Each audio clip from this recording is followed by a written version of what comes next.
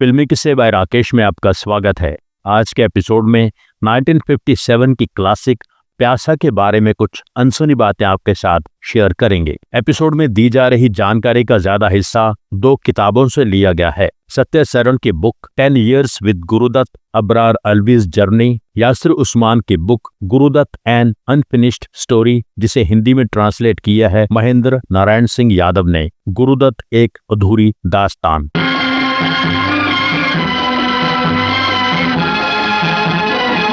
गुरुदत्त की बहन ललिता लाजमी ने बताया था कि प्यासा की बेसिक स्टोरी मेरे पिता की लाइफ से इंस्पायर्ड थी। गुरुदत्त के पिता शिवशंकर राव पादुकोणे एक लेखक बनना चाहते थे, पर परिवार की रिस्पॉन्सिबिलिटीज ने उन्हें अपना सपना पूरा नहीं करने दिया। अपने पिता की इस बेचैनी से इंस्पायर होकर गुरुदत्त ने 1947 में प्यासा की बेसिक कहानी लिखी थी। कहानी का टाइटल था कश्मकश। गुरुदत्त को इस कहानी पर फिल्म बनाने का सही मौका इससे कई साल बाद मिला। गुरुदत्त की प्रोडक्शन में फिल्म बन रही थी CID, जिसके निर्देशक थे उनके असिस्टेंट राज खोसला। उसकी शूटिंग के दौरान ही गुरुदत्त ने बहुत से ऐसे शॉट्स, ऐसी सीक्वेंसेस शूट की थीं जो प्यासा के लिए थीं। यानी प्यासा पर प्रैक्टिकली काम शुरू हो चुका था CID बनने के दौरान ही। जो कुछ उन्होंने प्यासा के लिए शूट किया उससे वो खुद सेटिस्फाइड नहीं थे, इसलिए सब कुछ स्क्रैप कर दिया। जब गुरुदत्त ने प्रॉपरली प्यासा पर काम शुरू किया तब कहानी में उन्हें बहुत अधूरापन लगा। इस कहानी को पूरा किया लेखक अबरार अलवी ने। राइटर अबरार अलवी 1954 में आई फिल्म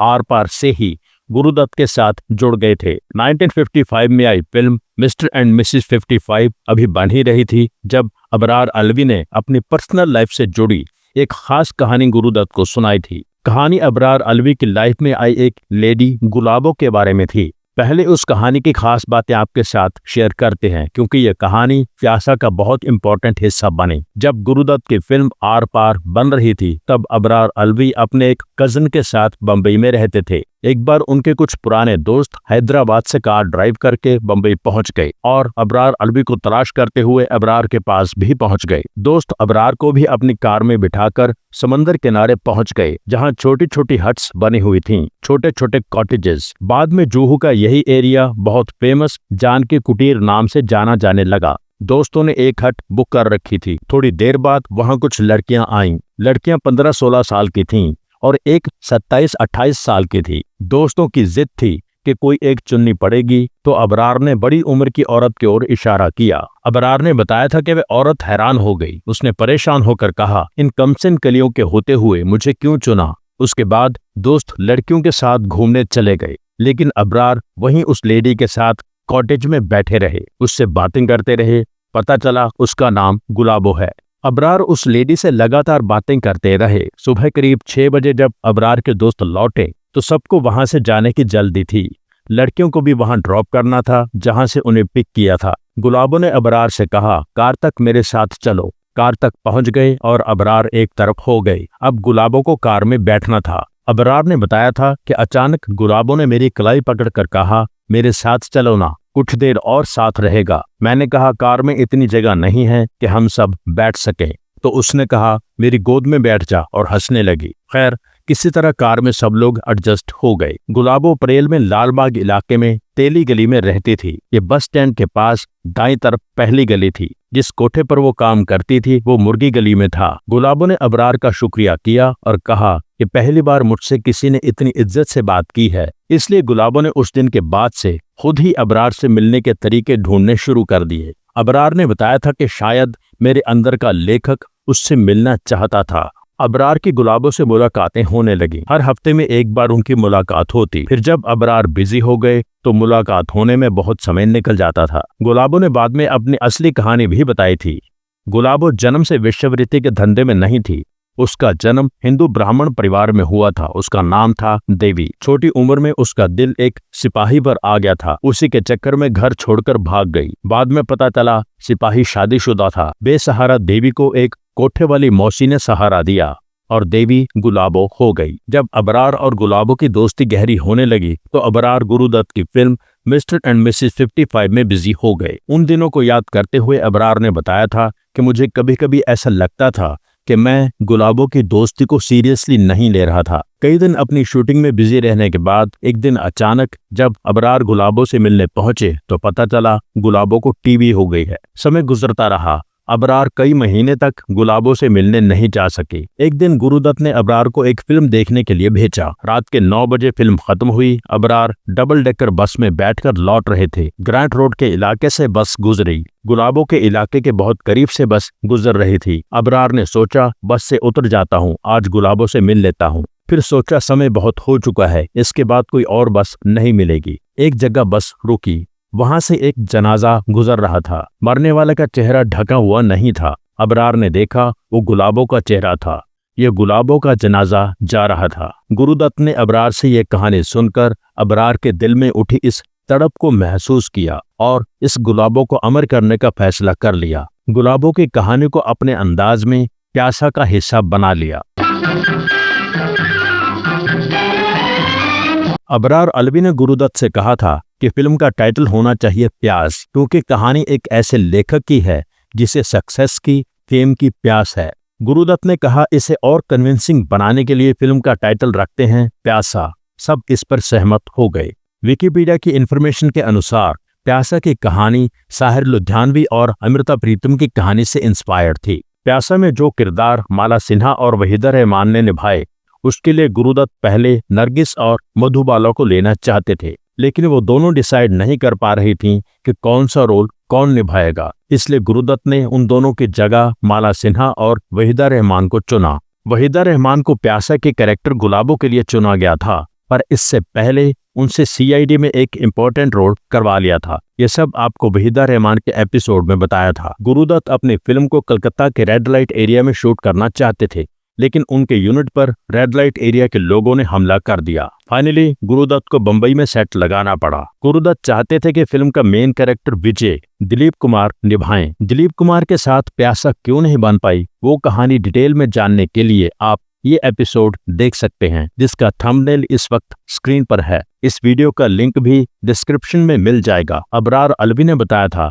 कि गुरुदत्त फाइनल स्क्रिप्ट तैयार होने के बाद शूट नहीं करते थे, पहले ही शूट करना शुरू कर देते थे। फाइनल स्क्रिप्ट तैयार होने के बाद अपने शूट के पोर्शन का एक सिलसिला तैयार कर लेते थे। इस चक्कर में बहुत बार वो ऐसा कुछ शूट करते थे जो फाइनली इस्तेमाल भी नहीं होता था, इसलिए उनकी फिल्म पर जितना खर्चा होना चाहिए उससे कहीं ज्यादा हो जाता था। गुरुदत्त ने अपने दोस्त जॉनी वॉफर को एक खास रोल के लिए साइन किया और महमूद की बहन मीनू मुमताज को वहीदा रहमान की दोस्त के रोल में साइन किया। फाइनल शूट के समय मीनू मुमताज का रोल कुमकुम को दे दिया। कुमकुम पर गाना फिल्माना था, जाने क्या तूने कही, पर गाना वहीदा रहमान पर ही फिल्माया। गाना गुरुदत्त की पत्नी गीता दत्त ने गाया था। जाने क्या तूने कही, जाने क्या मैंने सुनी। जैसे जैसे स्क्रिप्ट आगे बढ़ती रही, गुरुदत्त को लगा कॉमेडियन को नेगेटिव रोल नहीं देना चाहिए। गुरुदत्त के अनस्टेबल दोस्त का रोल बाद में शाम को दे दिया गया। शुरू में कलकत्ता में सूटेबल लोकेशन तलाश करते समय गुरुदत्त ने एक मालिश वाले को देखा था। उस समय अबरार अलवी और जॉनी वॉकर भी साथ थे। उसी मालिश वाले से उन्हें आइडिया आया कि जॉनी वॉकर को प्यासा में क्या रोल देना है। जॉनी वॉकर को एक मालिश वाले का रोल दे दिया गया। जॉनी वॉकर के हिस्से आया रफी साहब का गाया आइकॉनिक गाना सर जो तेरा चकराए या दिल डूबा जाए। गुरुदत्त की आदत थी जब कभी विदेश जाते तो वहां से म्यूजिक के रिकॉर्ड्स खरीद लाते थे और उनमें से अपनी पसंद की धुनों पर गाने बनवाते थे। ऐसी ही एक फिल्म के म्यूजिक रिकॉर्ड्स वो ले आए थे। फिल्म थी Harry black and the tiger. इसके एक म्यूजिक की धुन पर गुरुदत्त चाहते थे कि बर्मंदा जॉनी वॉकर पर फिल्माया जाने वाला गाना बनाए। बर्मंदा ने कहा मैं हूबहू इस धुन को इस्तेमाल नहीं करूंगा। गुरुदत्त ने बहुत जिद की कि बिल्कुल वही धुन चाहिए, पर बर्मंदा नहीं माने और अपने हिसाब से धुन में बदलाव किया और गाना बनाया। बाद में जब Harry black and the tiger का प्रोड्यूसर इंडिया आया, उसने ये गाना सुना और बहुत पसंद किया। अबरार अलवी ने बताया था कि उस निर्माता को ये पहचान में नहीं आया कि यह गाना उसी की फिल्म के म्यूजिक से इंस्पायर्ड था। इतना बदलाव बर्मंदा कर चुके थे। आर.डी. बर्मन के बारे में लिखी बुक के अनुसार इस गाने की धुन बर्मंदा के बेटे पंचम यानी आर.डी. बर्मन ने बनाई थी। आजा प्यारे पास हमारे काहे घबराए। गुरुदत्त को साहिर लुधियानवी की लिखी पोएम चकले बहुत पसंद थी। चकले मतलब ब्रोथल्स, वेश्यालय, अबरार अलवी ने बताया था कि गुरुदत्त अक्सर कहते थे कि इस नज़म को कहीं यूज करेंगे। शुरू में प्यासा की कहानी को ऐसे दिखाया जाना था कि कहानी के बैकग्राउंड यही ब्रोथल्स ही थे। गुरुदत्त को इन कोठों का कोई पर्सनल एक्सपीरियंस नहीं था, वो कभी ऐसी जगह नहीं गए। गुरुदत्त पहली बार कोठे पर गए हैदराबाद में, क्योंकि प्यासा की कहानी कोठों पर आधारित बनानी थी, इसलिए गुरुदत्त ऑब्जर्व करने गए थे कि वहाँ क्या होता है, कैसे होता है। यहीं गुरुदत्त को यह बात क्लियर हो गई कि साहिर की नज़म चकले फिल्म में कैसे दिखाई जाएगी। ये कूचे ये नीलाम घर दिलकशी के, ये कूचे ये नीलाम घर दिलकशी के। जितनी शानदार साहिर साहब ने लिखी है उतनी ही शानदार बर्मंदा की कंपोजिशन है। ये लुटते हुए कारवां जिंदगी के, और उस पर मैजिकल रफी साहब की गायकी। कहाँ है मुहाफिज खुदी के, चार चांद लगाती गुरुदत्त की पेशकश। जिन्हें नाज है हिंद पर वो कहाँ है। फिल्म के गाने के लिए ओरिजिनल नज़म के बोल थोड़े चेंज भी किए गए। अबरार अलवी ने बताया था कि तीसरा गाना रिकॉर्ड होना था, जाने वो कैसे लोग थे, वो भी रफी साहब ने ही गाना था। कार में 4 जाने जा रहे थे, ड्राइवर के साथ अबरार बैठे थे, पीछे गुरुदत्त और गीता दत्त। अबरार ने कहा क्यों ना हम ये गाना हेमंत कुमार की आवाज में रिकॉर्ड करें। गुरुदत्त ने कहा नहीं, सारे गाने रफी साहब गा रहे हैं, वही गाएंगे। अबरार ने गीता दत्त से कहा कि यह गाना जिस तरह का है हेमंत दा गाएं तो ठीक रहेगा। गीता दत्त ने कहा हाँ, हेमंत दा की लो बेस आवाज है, इस गाने को ज्यादा सूट करेगी। गुरुदत्त ने तब कोई जवाब नहीं दिया, पर बाद में हेमंत कुमार से ही गवाया। इसका कारण ये भी बताया जाता है कि क्योंकि यह गाना रविंद्रनाथ टैगोर की कंपोजिशन से इंस्पायर्ड था और खुद हेमंत दा रविंद्र संगीत के बहुत बड़े भक्त थे, इस गाने को बहुत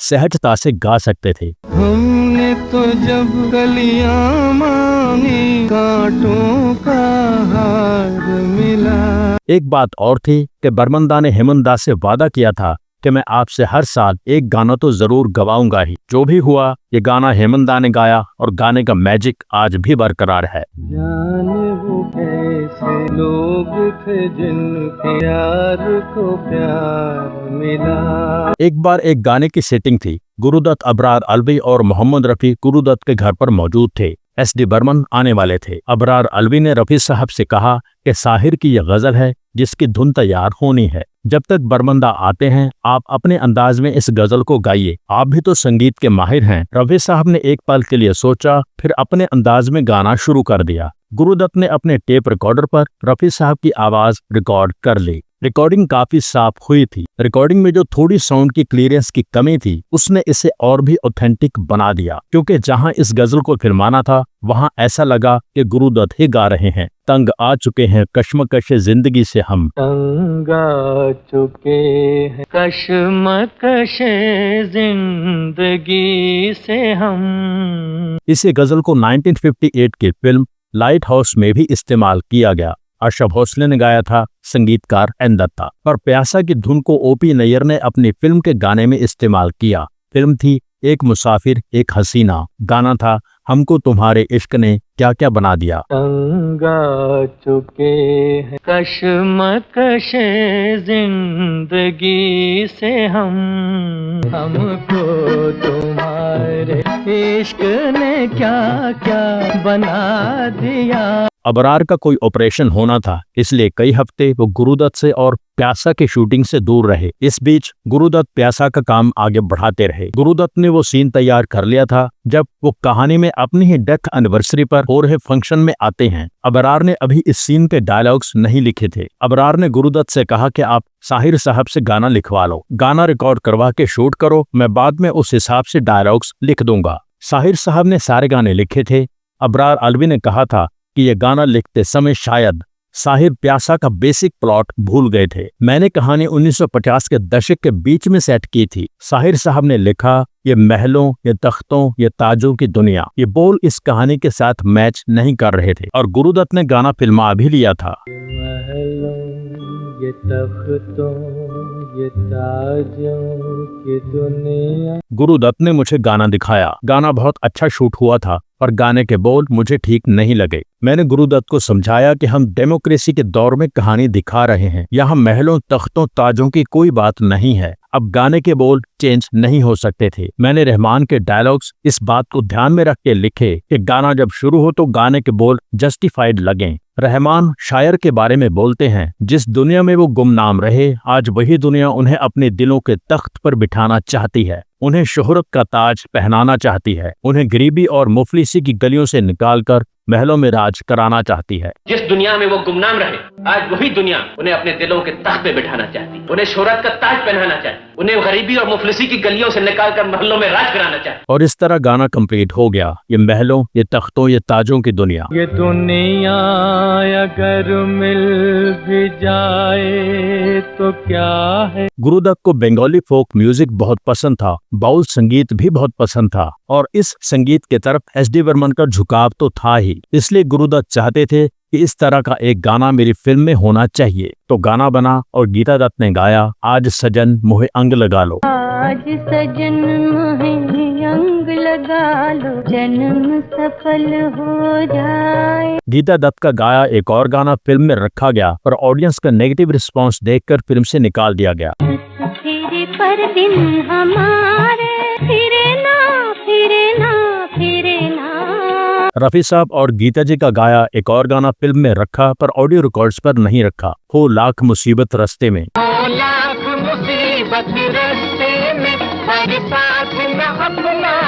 डिस्ट्रीब्यूटर्स ने फिल्म देखी तो कहा कि इसमें कुछ भी पॉजिटिव नहीं है, ना ही ऑडियंस के लिए कोई रिलैक्स पीरियड है, सिर्फ जॉनी वॉकर हैं जो टेंस माहौल से थोड़ी राहत देते हैं। अबरार चाहते थे कि कहानी के अंत में शायर विजय एक्सेप्ट कर ले कि जो भी समाज में हो रहा है ऐसे ही चलता रहेगा, लेकिन गुरुदत्त चाहते थे कि शायर अंत में अकेला रह जाए। डिस्ट्रीब्यूटर्स के कहने पर शायर और गुलाबों को अंत में साथ रखा गया। उसके बाद फिल्म में एक गाना ऐड किया गया जो गुरुदत्त और माला सिन्हा पर फिल्माया गया। बाकी गानों की तरह ये भी सुपरहिट अमर गाना बन गया, हम आपकी आंखों में। हम आपकी आंखों में इस दिल को बसा दे तो। गाना रफी साहब और गीता जी ने गाया। हम मूंद के पलकों को इस दिल को सजा दें तो। फिल्म के शुरू में रफी साहब का गाया छोटा सा पोर्शन था, ये हंसते हुए फूल। ये हंसते हुए फूल, ये महका हुआ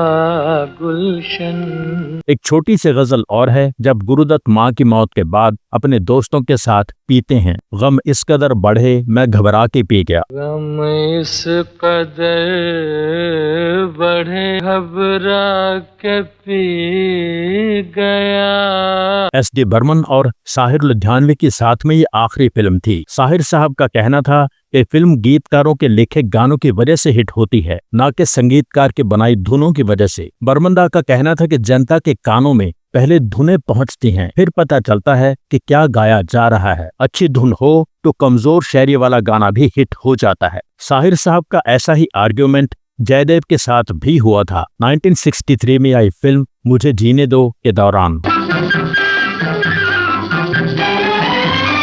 गुरुदत्त, माला सिन्हा, वहीदा रहमान, जॉनी वॉकर, कुमकुम, लीला मिश्रा, श्याम, महमूद और बाकी सब कलाकारों ने अपना अपना रोल बहुत अच्छा निभाया। फिल्म के फाइनल क्रेडिट्स थे photography V K. Murthy, editing Y G. Chauhan, art direction Biren Nag, dances Surya Kumar, dialogues Abrar Alvi, गीतकार साहिर लुधियानवी, संगीतकार एस.डी. बर्मन, निर्माता निर्देशक गुरुदत्त।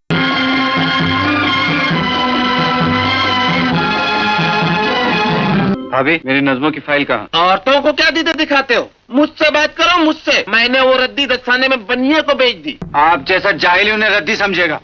क्या कहा? मेरी देखभाल कौन करेगा मेरे लाल? वो जो मेरे पीछे आया था वो शायर है जूही। नौकरों के होते हुए तुम क्यों तकलीफ करती हो डियर? नौजवान शायर की दर्दनाक मौत। शायर का नाम विजय था। मैं ये जानना चाहती थी कि उस जैसे भले आदमी से आप जैसी शरीफ औरत की जान पहचान कैसे हुई? आप मीना है ना? अभी भी मेरे पति आ जाएंगे, उससे पहले तुम्हें ये नज़में बेचनी ही पड़ेंगी। नहीं बेटी, मैं तुम्हें 1000 दूंगी, 2000 दूंगी, मैं नहीं 1000 दूंगी। मुझे शिकायत है समाज के उस ढांचे से जो इंसान से उसके इंसानियत छीन लेता है, मतलब के लिए अपने भाई को बेगाना बनाता है। दोस्त को दुश्मन बनाता है। मुझे शिकायत है उस तहजीब से, उस संस्कृति से जहाँ मुर्दों को पूजा जाता है और जिंदा इंसान को पैरों तले रौंदा जाता है।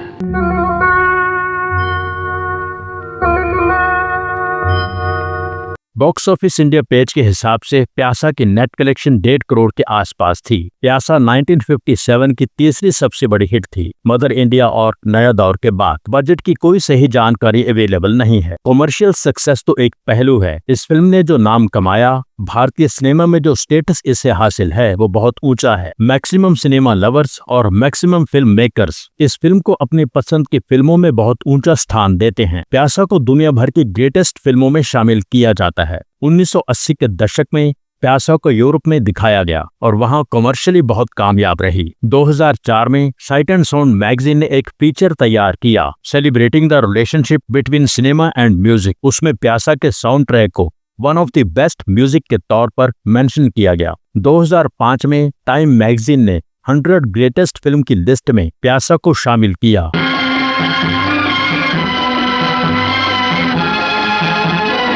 1957 की क्लासिक प्यासा के बारे में यह खास एपिसोड यहाँ पूरा होता है। एपिसोड के बारे में अपनी राय जरूर लिखें। Thank you so much. जिन दोस्तों ने चैनल सब्सक्राइब नहीं किया है, प्लीज सब्सक्राइब कर लीजिए। सब्सक्राइब करके बेल आइकन में ऑल पर क्लिक कीजिए।